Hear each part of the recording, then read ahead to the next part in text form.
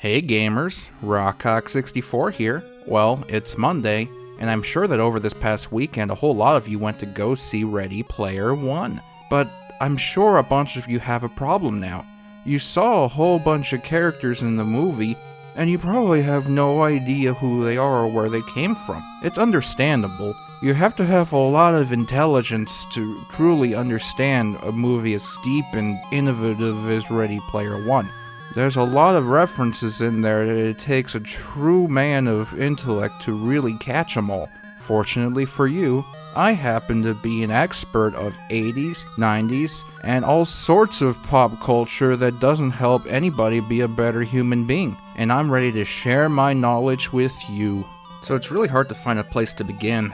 Let's just start with the vehicles. The main character tends to drive around in this guy right here. This is the spaceship from Rick and Morty. It makes sense. You gotta be pretty smart to understand Rick and Morty, you gotta be pretty smart to understand this movie. It all fits together like two fingers.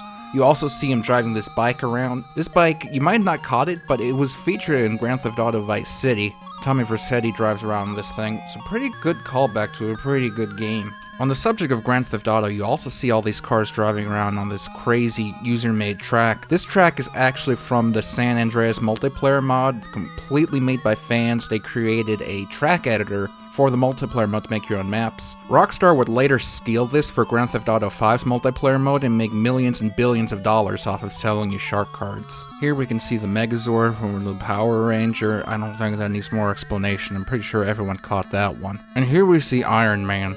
Everybody loves Iron Man from his classic movie and his famous catchphrase, "Yes, Hogarth, I am a gun."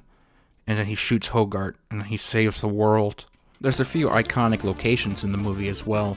In this sweeping shot, you see we first begin in Super Mario Sunshine.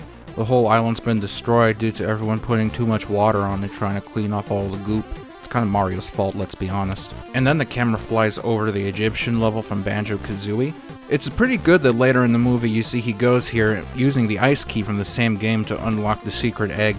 It's a really good reference for all the gamers in the audience to catch. I think the thing that most people are going to have trouble with is identifying all the characters they see in the movie, so let's go through a few of them. Here we can see the most iconic character of them all, Mario, attacking someone with a deadly knife. You can see he doesn't have his mustache anymore. I assume he cut it off with his deadly knife, otherwise I don't know why he'd be walking around with it. That'd be kind of weird.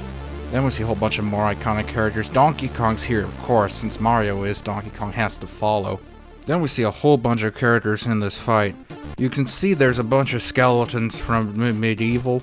There's a rat from that furry porn you watched yesterday. Here we see Mai from Final Fight. She's looking very hot here. And then we have one of the female skins from Fortnite. It's pretty cool of them to throw in a Fortnite reference real quick, considering that game became real popular really late in this movie's development. Way to think on your feet, Spielberg. Here we have Fedora Zombie and your slut of an ex-girlfriend from 2 Halloweens ago. Now this one here, this one's a really obscure reference. I don't think anyone really caught this. This is Chrome Man. As you can see from his little Chrome badge on his shirt. Whenever you open Google Chrome, this is the man who actually looks at all the HTML and then draws a picture and sends it to you so you can browse your favorite web pages. It's really good for them to actually give this guy some props because he does all this hard work and nobody gives him any credit for it. And of course we got the main character's girlfriend. They don't explicitly say it in the movie, but she's obviously Jailbreak from the Emoji Movie. There's a whole bunch of more references in this film, but if you've already seen it, you already know most of them. And if you haven't, I really don't want to spoil it for you, so, have fun going to see the movie. But if you haven't seen it, I do want to give one word of advice. There's this strange scene at the end that doesn't really seem to fit in the movie. Like, the movie's rated PG-13, but during the ending, where Player 1 wins the Nintendo World Championship, during the celebration, everyone's cheering him on stage. He suddenly rips the NES out of the kiosk. He pulls his pants down. He starts fucking the NES in the cartridge slot. You don't really see anything, but it's pretty obvious from the... Well, all I'm saying is don't bring your kids to see this one. Big props to all my supporters on Patreon. Follow me on Twitter, you stupid idiot. Thanks for watching!